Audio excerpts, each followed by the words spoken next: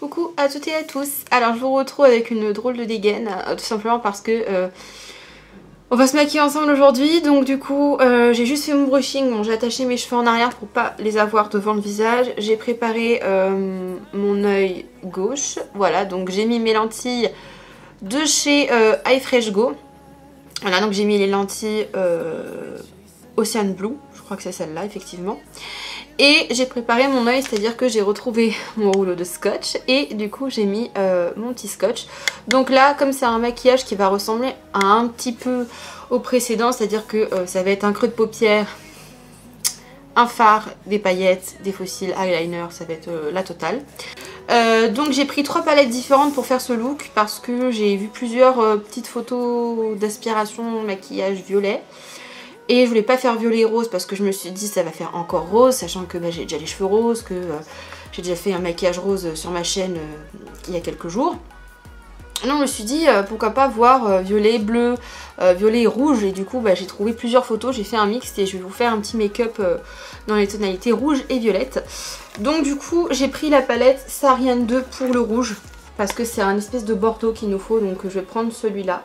Qui est magnifique, c'est mon bordeaux préféré, il est ultra pigmenté. Pour le violet, je prends toujours Juvia's Place, la palette Zulu, cette fois-ci. Donc je vais prendre le violet qui est là, donc il y a un violet très très froid. Et après, pour les paillettes, mais ça je vous la remontrerai rapidement, je prends la Proud de chez Jolie Beauty. Et je vais prendre les paillettes Expression qui sont là. Voilà. Donc ça c'est pour les 3 palettes pour les yeux que je vais utiliser. Et après le reste des produits que j'utilise, je vous le dirai au fur et à mesure.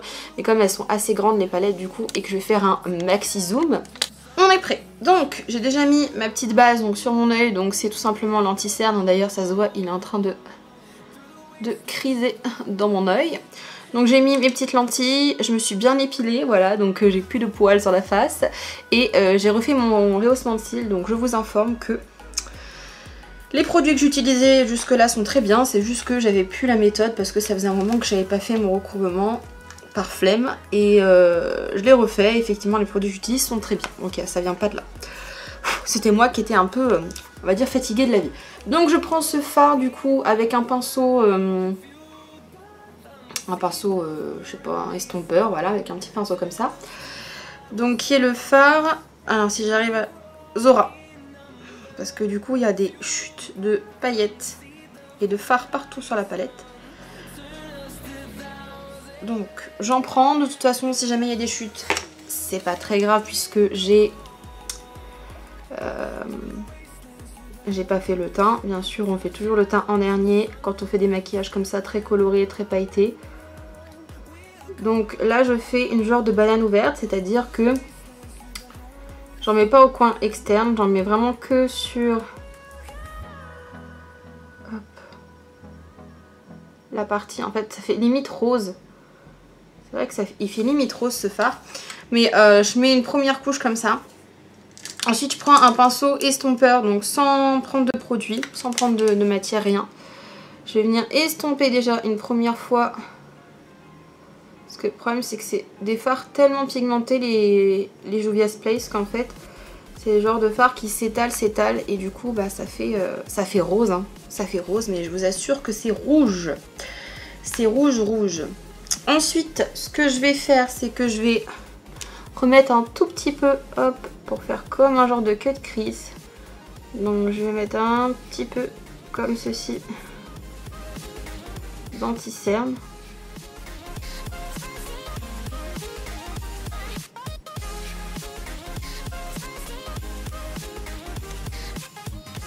Hop, je prends un pinceau plat,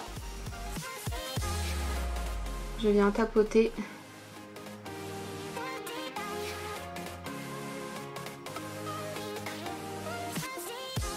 Alors c'est pas vraiment un cut crease mais dirons-nous que je veux pas trop mélanger les deux couleurs et je veux vraiment que le violet se voit plus que le rouge rose là. Du coup effectivement, j'ai remis un petit peu d'anti-cerne parce que c'est tellement pigmenté qu'en fait ça aurait pu bouffer le violet. Donc ensuite avec un pinceau pareil, hop, comme ceci. Donc un petit pinceau. Donc moi je prends que des pinceaux qui ont déjà été tachés par des couleurs similaires. Je prends le fard violet, comme ça, qui est pareil, très pigmenté. Je pense que ça se voit. Donc après, bah, prenez le violet de votre choix, un violet froid, un violet chaud. Moi j'aime bien les violets froids, donc voilà. Hop.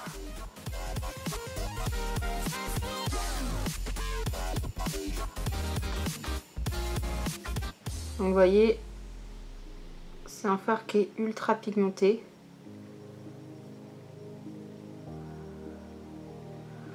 Et de toute façon après on va mettre des paillettes donc sur l'entièreté en fait de là où il y a le fard violet. Donc sur tout le fard violet on va mettre des paillettes violettes. Donc en fait on fait une espèce de smoky qui va du violet vers le rouge qui fait finalement très rose. Hein. Au final ça fait quand même vachement rose. Mais bon, c'est pas faute d'avoir essayé. Bon, je nettoie un peu les chutes, mais de toute façon, il y a le scotch. Donc, on verra ça au dernier moment. Donc, moi, pour faire adhérer mes paillettes, j'ai un petit produit que j'adore, donc que je vous montre à chaque fois. Hein. C'est le NYX Glitter Primer, voilà, qui est vraiment super bien. Donc, c'est une petite base crème. Hop, donc je mets un tout petit grain de riz comme ça. Hop. Ensuite, je prends donc un pinceau plat, généralement c'est pas mal, comme ça. Je prends donc la base sur le pinceau et après je viens appliquer la base en tapotant partout là où je veux mettre des paillettes. Alors après pour prendre un pinceau plat, on peut prendre un pinceau en bout mousse, un pinceau en silicone, ça dépend vraiment de ce que vous préférez. Le principal étant de mettre de la base vraiment partout, puisque même si c'est des paillettes compressées, c'est quand même vachement mieux d'utiliser une base comme ça, puisque ça se travaille mieux et surtout après ça tient mieux. Bon là, même si c'est par maquillage pour sortir, puisque je me maquille, il est 15 h et que je me maquille juste pour la vidéo. Et pour vous faire un petit TikTok sympa, effectivement, j'aimerais bien que ça tienne un petit peu quand même si c'est pour le fun. Donc voilà. Là j'ai mis, donc dans ce pinceau là il y avait des petites paillettes bleues, mais c'est pas très grave, j'ai envie de vous dire. Donc ensuite je prends donc la palette Proud, donc qui contient donc mon petit fard pailleté comme ça compressé. Donc c'est le fard Expression comme je vous ai montré. Donc j'en prélève, hop, dans mon pinceau plat. Et l'astuce c'est de pas trop en prendre d'un coup, parce que ça reste quand même des paillettes, donc ça chute. Donc moi je vous recommande de prendre petit à petit et ça va être... Deuxième astuce, vous tapotez et en même temps vous étirez pour étaler. Donc voilà. Vous voyez, moi je tapote et j'étire un petit peu. Donc voilà. Voilà pour ça. Donc chose que je vais faire aussi, donc je prends le pinceau estompeur qui est tout taché, mais bon c'est pas grave. Je prends donc dans la palette Sariane 2 le fard crème qui est au milieu, un peu doré. Sous le sourcil avec ça, en espérant que ça fasse redescendre un petit peu le rouge, parce que j'ai l'impression qu'il est vachement remonté. Ouais, il est vachement remonté. Et au final, ouais, non, c'est quand même assez jaune. Bon, de toute façon, une fois qu'il y aura le mascara, les faux cils et tout le bordel, ça sera mieux. Donc j'en ai un petit peu mis dans le sourcil, on va éviter. Hop. Donc voilà, j'ai fait la première esquisse du maquillage avec vous. Donc on va retirer loose couche. Hop, toujours un moment très agréable. Hop. Je nettoie du coup les chutes avec ma petite lingette. Et vous avez un maquillage parfait, dans le sens où vous avez une ligne qui est parfaite et qui va être bien symétrique si vous posez les scotch de façon symétrique. Ensuite, comme ça, on aura vraiment pratiquement tout fait de ce côté-là. Je prends un eyeliner qui est le Epic Ink Liner de chez NYX. Et en fait, je vais suivre du coup cette ligne-là et faire un trait de liner.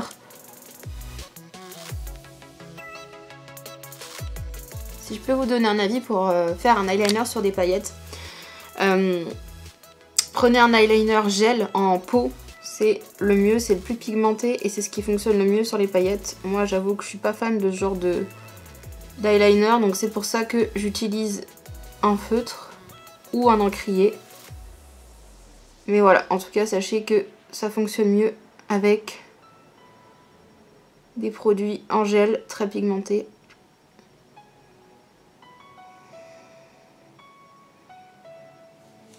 Comme ça. Donc voilà, je vais faire la même chose de l'autre côté et je vous retrouve pour la suite du maquillage. Donc me revoilà, j'ai fait le deuxième œil. Donc là je vais appliquer mon mascara avec vous et après on va s'occuper du teint. Donc mascara double extension de chez J'aimais Maybelline. Donc je pense que je vais mettre des fossiles, je sais pas. Ça va dépendre du résultat avec le mascara. Parce que comme je les ai bien recourbés et qui sont bien rehaussés avec le rehaussement de cils, il est possible qu'avec 2 bonnes couches, on soit bien. Et j'avoue que du coup, avec la nouvelle méthode de fossiles que j'ai trouvée, qui me convient très bien, je mets beaucoup plus souvent des fossiles, même en dehors du champ caméra. Et du coup, tous mes fossiles sont HS. Donc là, il doit me rester, je crois, une paire de fossiles en bon état. Mais qui a un effet dramatique, hein, puisque c'est vraiment des fossiles de drag queen. Donc bon, on verra ce qu'on fait. Je vais mettre déjà la première couche de mascara noir.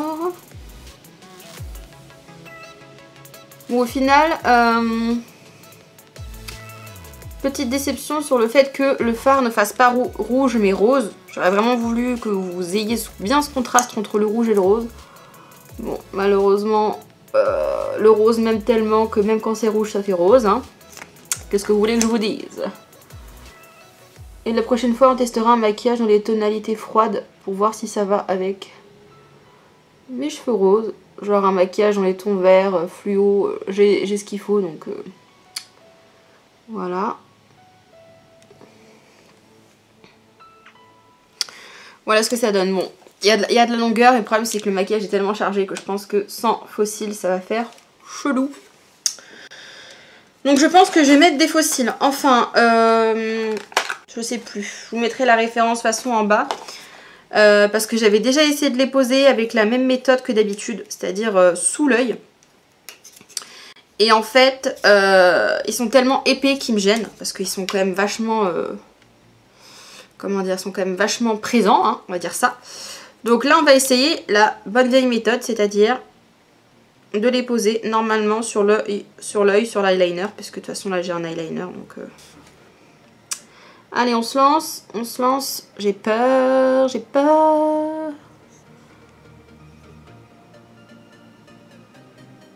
En plus, comme j'ai déjà les cils ultra recourbés, c'est pas évident.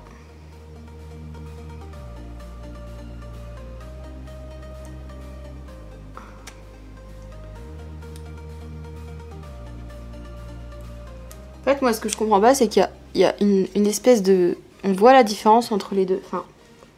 Je sais pas, hein, peut-être c'est moi hein, qui sait pas appliquer des fossiles, hein. C'est possible. Hein. Mais je trouve ça vraiment pas beau en fait, hein, dessus. Hein. Oh là là, non franchement. Déjà ils sont hyper...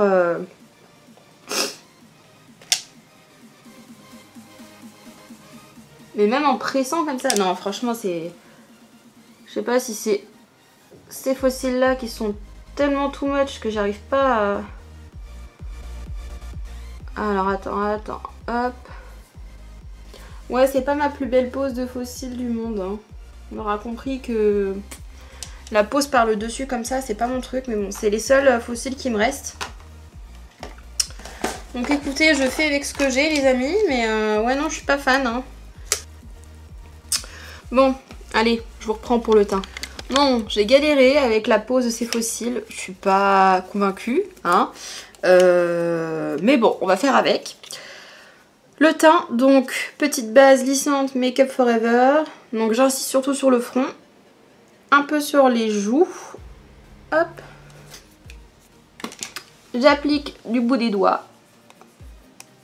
Donc je mets que sur la zone où j'ai des pores un peu dilatés parce que comme c'est du silicone, il n'y a pas besoin d'en mettre à des endroits où j'ai pas de soucis avec la texture de ma peau.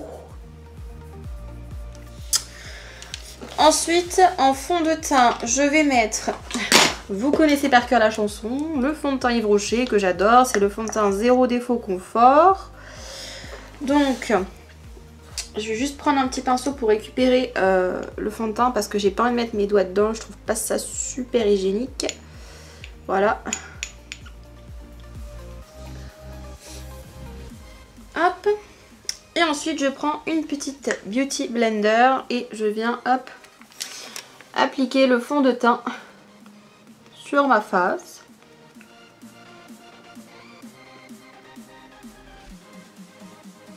Donc ce fond de teint, toujours très bien. Pourquoi? Parce qu'il est agréable, il sent bon. Il n'est pas lourd, très léger, assez bien couvrant. Donc j'ai envie de dire, top. Donc vous le savez, je me rapproche pas trop des cernes. Parce que j'aime pas mettre et fond de teint et anti-cerne. Je trouve que ça fait too much.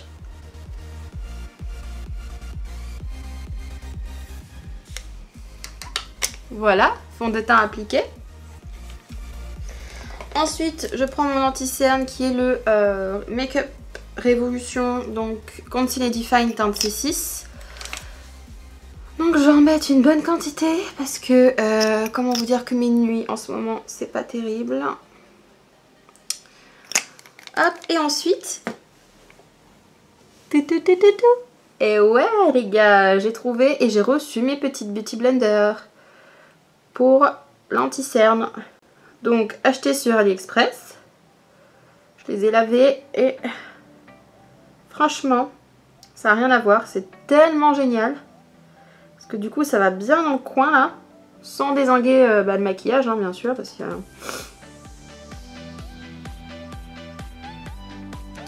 Et alors, elles sont top parce que... elles sont vraiment hyper douces sur le visage. Et je trouve que pour des Beauty Blender, elles absorbent pas tant que ça l'anti-cerne, quoi. Je trouve que ça boit pas tant que ça. Et franchement, même pour les ailes du nez, si vous avez des soucis avec les ailes du nez, c'est top. En plus, c'est assorti à mon maquillage. Bref, donc, ça c'est bon. On rebouche le fond de teint. Ensuite, on va poudrer avec une poudre assez légère, j'ai envie de dire. Poudre libre ou pas poudre libre? Telle est la question. J'ai envie de dire poudre... Oh, poudre libre. Non mais regardez ce qu'il y a dans le tamis, il est mal fait. Hein. Ah c'est... Oh là là là là là là. Regardez-moi ça. C'est la W7, mais regardez la quantité de poudre qu'il y a à l'intérieur. Oh, je voulais mettre celle-là, mais j'avoue que... ça me semble compliqué. Donc je vais vider ça là-dedans. Alors autant il y a des poudres, le tamis il est minuscule et alors pour sortir 3 grammes de poudre on met 3 heures. Mais alors il y a des tamis, on les ouvre, c'est la catastrophe. Bon. J'aimerais bien un petit pinceau pour pouvoir poudrer mon dessous de l'œil en priorité. Donc...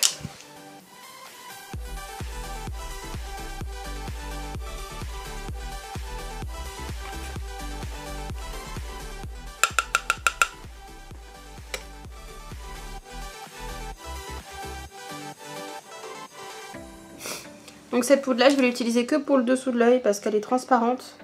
Donc ça va juste fixer.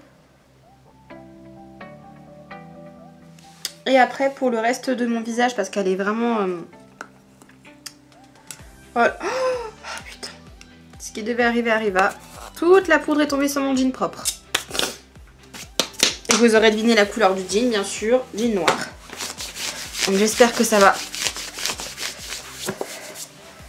partir. Bref, c'est compliqué la vie. Hein. Pour le reste de mon visage, je vais appliquer celle-là. C'est la Dark Blonde Cosmétique. Elle est un peu plus foncée que ma couleur de peau, mais je trouve que ça donne un petit côté un peu soleil. Et vu que je suis très pâle. Et vous voyez là, par contre, le tamis, bah voilà. peux faire ça. Franchement, la quantité de poudre est dérisoire hein, qui sort.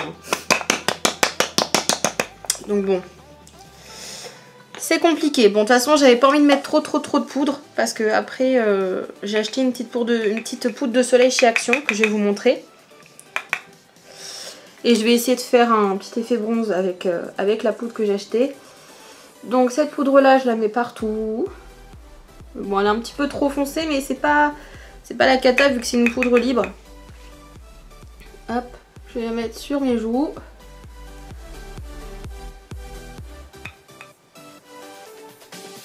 Et au moins celle-là, même si on en met entre guillemets pas mal, elle fait pas d'effet enfariné parce que comme elle est teintée. Et entre nous, le fond de teint Yves Rocher, il est tellement bien qu'il n'y aurait même pas besoin de le poudrer. Hein. C'est même pas une obligation. Voilà.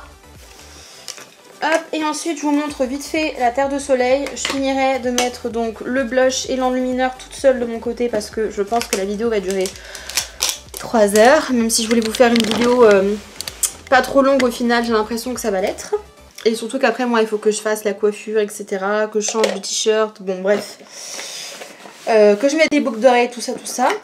Donc la petite poudre que j'ai trouvée c'est ça, c'est la Sun Kiss Glow, donc de chez Max More. Donc c'est une poudre vraiment de soleil, donc c'est la teinte 156 Golden. Moi en tout cas j'ai trouvé que cette teinte là, donc si vous trouvez d'autres teintes plus claires, plus foncées, n'hésitez pas à me le dire, ça en commentaire. Donc normalement c'est une poudre exprès pour faire du bronzer, donc sachez que c'est ma première poudre à bronzer. Hein. Ça fait 10 ans que je me maquille, mais c'est ma première poudre à bronzer. Donc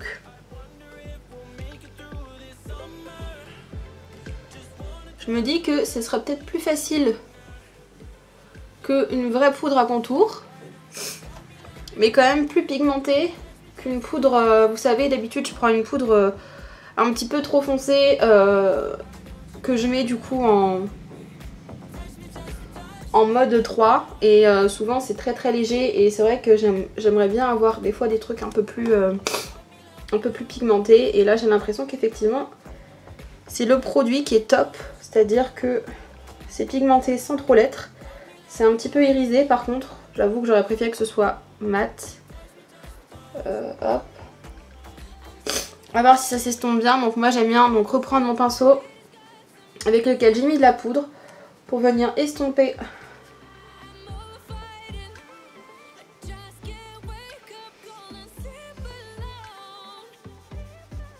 C'est pas mal.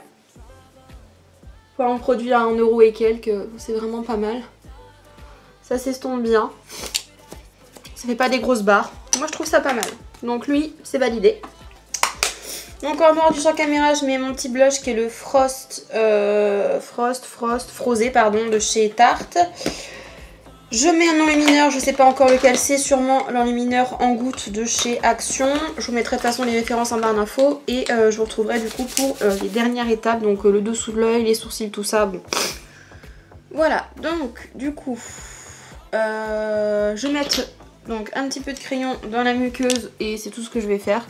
Donc je vais mettre un crayon violet de chez Kiko qui est le Color Kajal Kohl Pencil en teinte 11. Donc dans la muqueuse. Et je vais déborder un peu sur le ras de cils.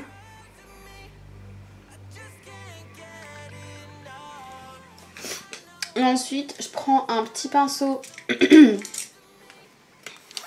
plat.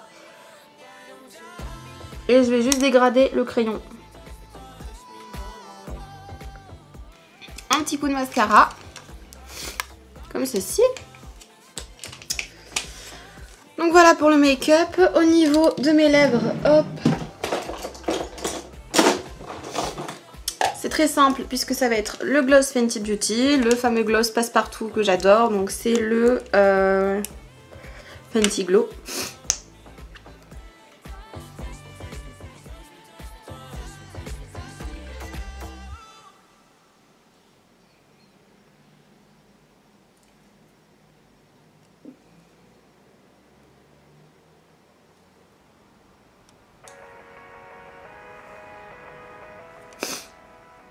J'adore ce gloss.